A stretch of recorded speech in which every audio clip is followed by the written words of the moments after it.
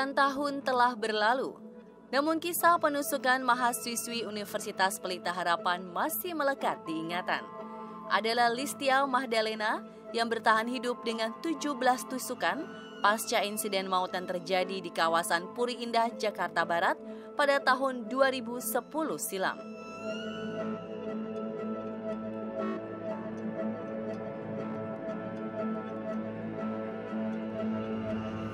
Tak pernah menyangka jika teman sekelasnya di bangku kuliah bernama Messi Natania mempunyai tindakan kejam seperti itu, karena memang tak pernah ada masalah apapun sebelumnya.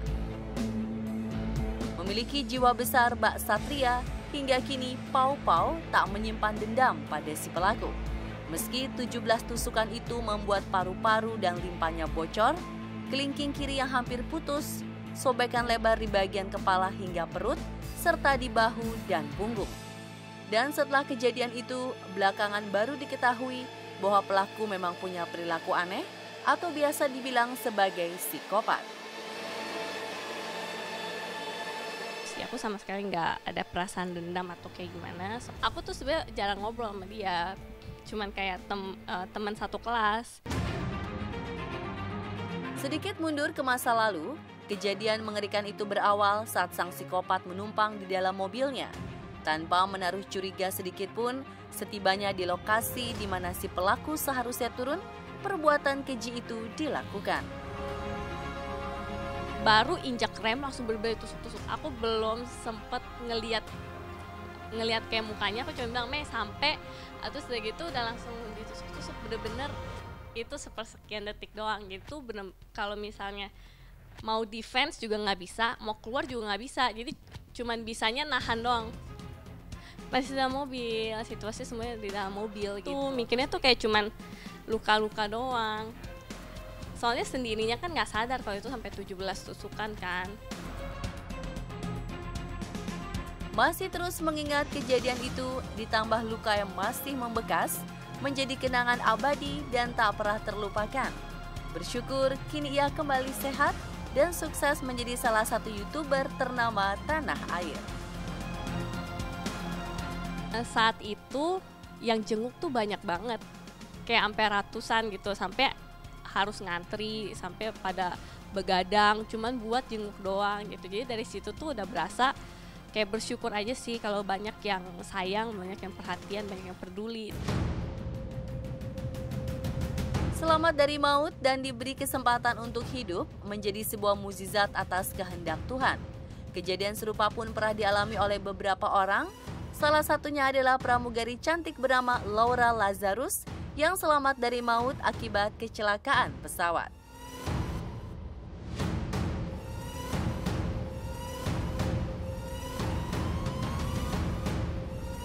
Pada bulan Juli tahun 2004, pesawat yang ditumpanginya dengan nomor penerbangan 332 MD82 rute Jakarta-Palembang mendarat tak sempurna di Bandara Sultan Mahmud Badarudin II, Palembang.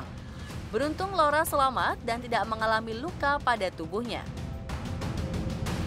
Masih di tahun yang sama, Laura kembali mengalami kecelakaan saat pesawat Lion Air dengan nomor penerbangan yang sama tergelincir saat melakukan pendaratan di Bandara Adi Sumarno, Solo 30 November 2004.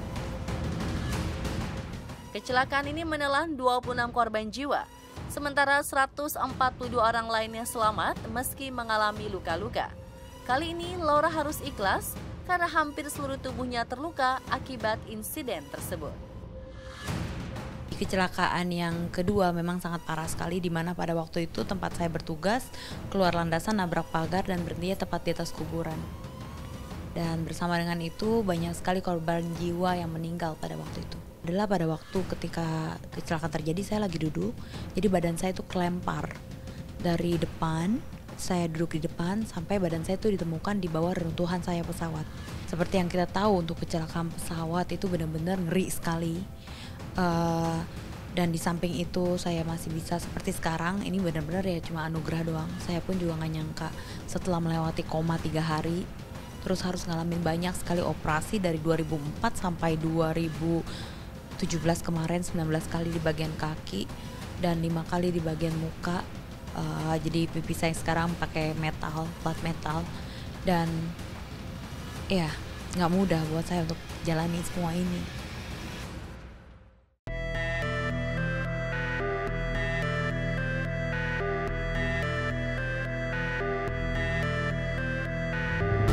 Bertahan dari maut juga menjadi milik Ivan Seventeen.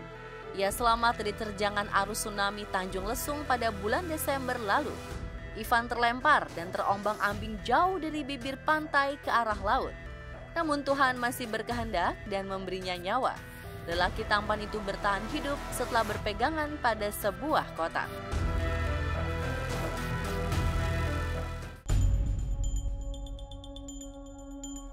Selamat dari maut adalah kehendak Sang Kuasa. Tak hanya akibat kecelakaan dan musibah, kisah ini terkadang juga menimbulkan rasa ngeri dan membuat bulu kuduk berdiri. Di luar nalar dan rasanya tak mungkin terjadi, namun ada. Berikut deretan nama artis yang pernah mengalami mati dan hidup kembali atau biasa disebut mati suri.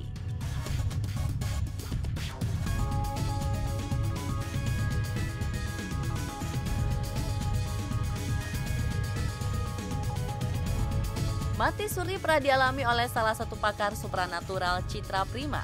Dalam usianya sudah mencapai 41 tahun, nyatanya mati suri bukanlah hal asing bagi wanita kelahiran 8 Desember 1977 ini. Faktanya hingga kini, ia telah 5 kali mengalami mati suri.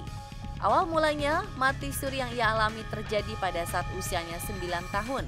Kemudian berlanjut di saat usianya 11 tahun. Yang terbaru, mati suri ketiga dan keempat terjadi pada tahun 2017 dan yang terakhir pada bulan Februari 2018 lalu.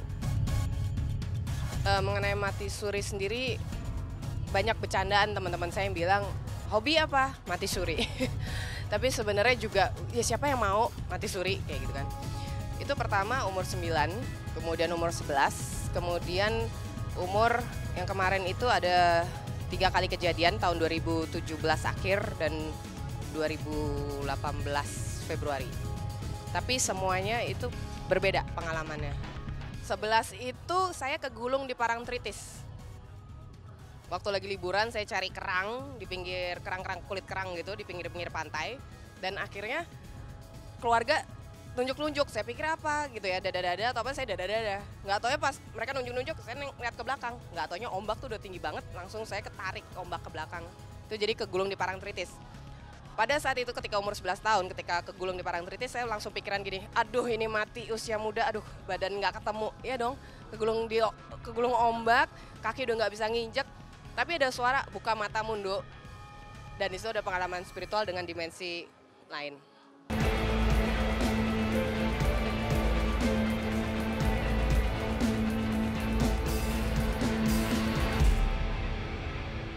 Kejadian mati suri juga pernah dialami artis senior Paramita Rusady. Kejadian menyeramkan itu dialami saat melahirkan Adrian Tegar Maharaj Bago pada 24 Mei 2007 silam. Uniknya, kejadian ajaib tersebut baru ia sadari setelah mendengar pengalaman mati suri dari orang lain, hingga akhirnya ia sadar bahwa pernah mati selama 2 hari.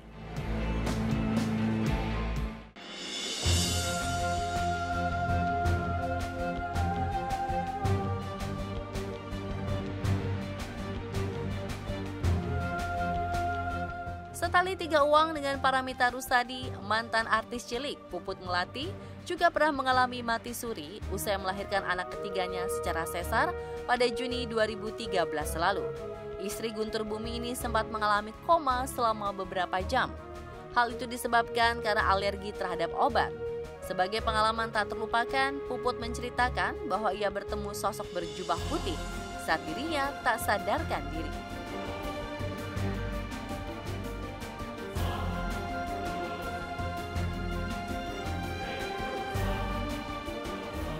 Mati suri selama 3 hari pada tahun 1993 pernah dialami komedian Bopak Castello. Ia berkisah kejadian tersebut terjadi setelah dirinya buang air kecil sembarangan di pantai Parangtritis. Sadar ada alam lain di sisi manusia, pengalaman tersebut dijadikan Bopak untuk memperbaiki diri menjadi lebih baik.